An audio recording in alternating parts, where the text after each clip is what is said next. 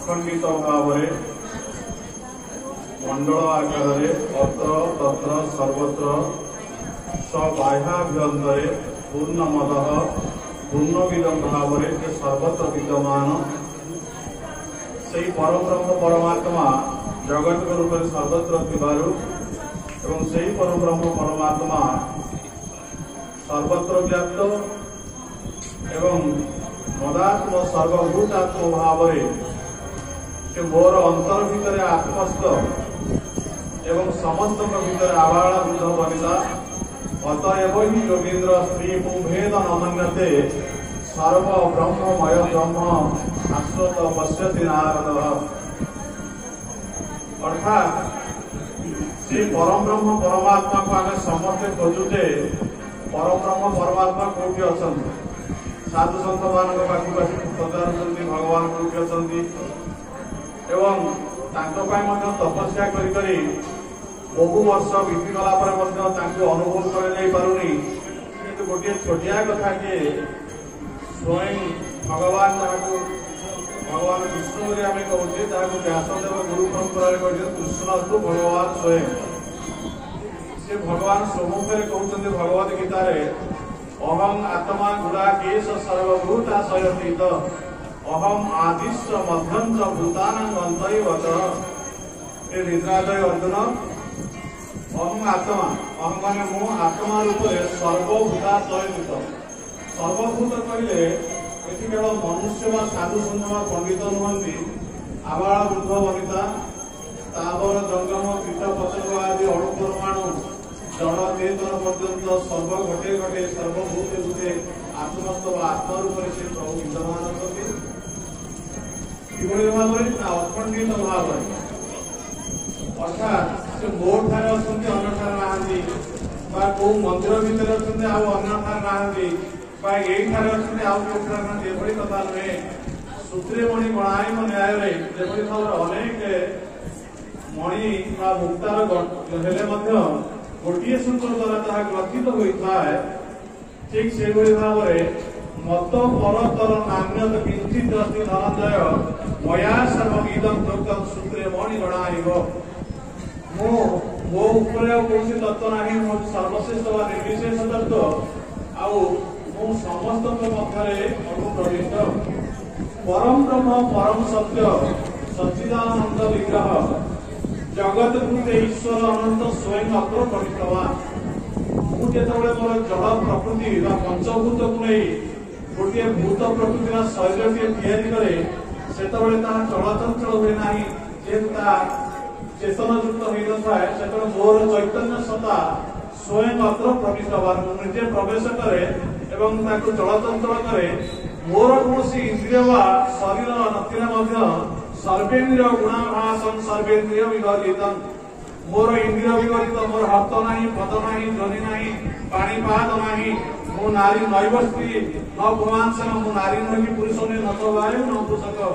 जत शरीर महादते तेन तेन सरक्षते मो जो शरीर भितर थाए नारी भितर थिला बेले उपाधि हुए नारी नारी शरीर त्याग कर पुरुष शरीर को आसिले पुरुष एवं कीट पतंग तावर जंगम जो योनि प्रविष्ट हुए से शरीर को नहीं उपाधि करा जाए प्रकृत मोर नाम ना कि गोत्र ना कि मोर कौन उपाधि ना मु किए ना अहम आत्मा मो आत्मा रूप में कौटी अच्छी सर्वभूताशय स्थित अर्थात जहाँ ओडिया भागवत कहला सकल घटे नारायण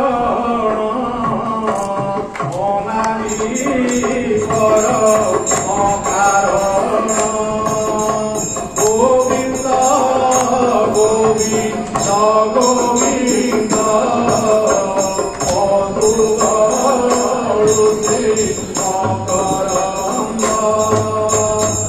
आनंद के बाद भगवान कहते काष्ठ पाषाण तरुतृण सकल घटे नारायण ओडिया भागवत से भगवान कहते मो आत्मा रूप सर्वभूतांकित मो आत्मा रूप समस्त भितर अच्छी आम खोजुचे भगवान कौटी अच्छा भगवान कहते मो सबुठारे समस्त भितर अच्छी काष्ठरे अच्छी पाषाण अच्छी तरुरे अच्छी तृण अच्छी एवं पुनः भगवान कहते ये कथा को प्रमाण करने बहुनां जन्मनागन्ते ज्ञानवान मान प्रपद्यते वासुदेव सर्वमिति समात्मा सुदुर्लभ। से होचते महात्मा, से होचते परम, से होचते पूज्य किए से ना बहुनां जन्मना अंते बहु जन्मर अंत हेला परे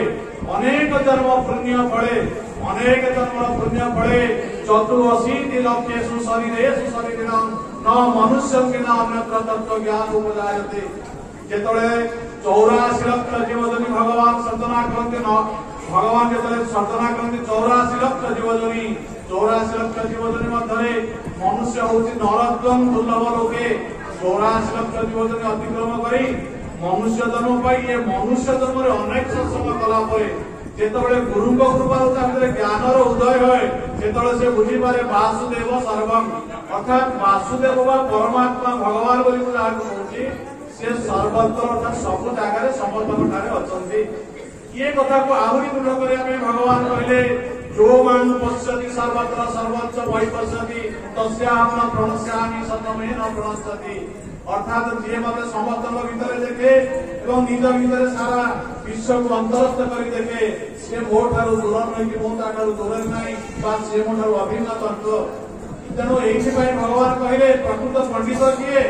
पंडित कौन से वेशभूषा जना पड़े ना पंडित कौन से वैषयिक ज्ञान जना पड़े ना नयमात्र प्रवचन लभ्य न विधयान बहुना सुतेन बहु श्रुतिधर हेले बा बहु वेद वेदांत पाठ कले कि पंडित ही पारन से पंडित किए ना विद्या विनय संपन्ने ब्राह्मणे गविहतिनी सुनीतैव सुपाकेत पंडिता समदर्शिना। से पंडित जार समान दर्शन जे गुरु कृपा बुझी पारिछि जे गुरु होचंते साक्षात परम ब्रह्म आ सेही परम ब्रह्म परमात्मा सकल घटरे नारायण रूपरे बा आत्मा रूपरे बा ईश्वर सर्वभूताना हृदय से तिष्ठति अर्जुन से ईश्वर रूपरे समस्त भीतर अछंती। जे ए कथा बुझी सारिछि जाति धर्म वर्ण निर्विशेषरे नारी पुरुष भेदा भेद निर्विशेषरे धनी दरिद्र भेदा भेद निर्विशेषरे से समस्त अंतरस्थ भगवान को दर्शन करी से समस्त को प्रणाम करुଥାଏ एवं सेठी चैतन्य महाप्रभु कहले भक्ति भाव रे जे जेतବେଳେ ज्ञान मार्ग रे सोहम सिए जे मुसिए अर्थात सिए प्रभु जे मुसिए ज्ञान मार्ग रे किंतु भक्ति भाव रे होची जे सिए प्रभु मु होची दास तुम्हें प्रभु की दास दासा दास भाव रे चैतन्य कहले मु जेतବେଳେ गोटे गुण ऊपर घास गुण ऊपर पाद रखि दे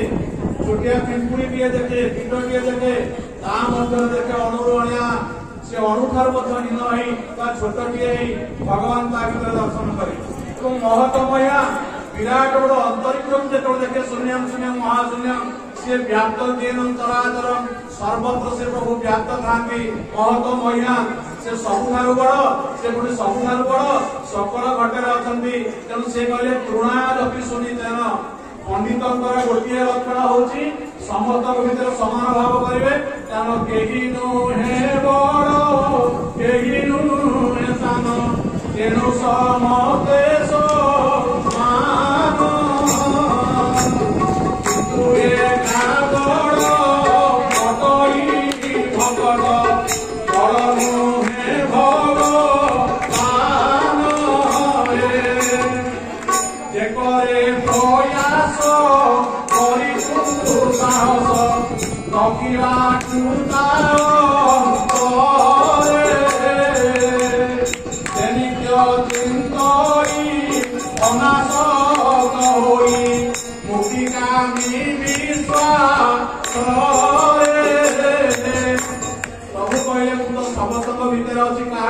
कहबी क्या छोट कहबी मु गीत भीतर अच्छी सेठी अच्छी पतंग भीतर अच्छी जहाँ सवर्ण कौन सेठी अच्छे ब्राह्मण भीतर अच्छी विद्या विनय संपूर्ण ब्राह्मण भीतर गाई भीतर कुकुर भीतर अच्छी कीट पतंग भीतर अच्छी तेणु मो पाई केही नुहे।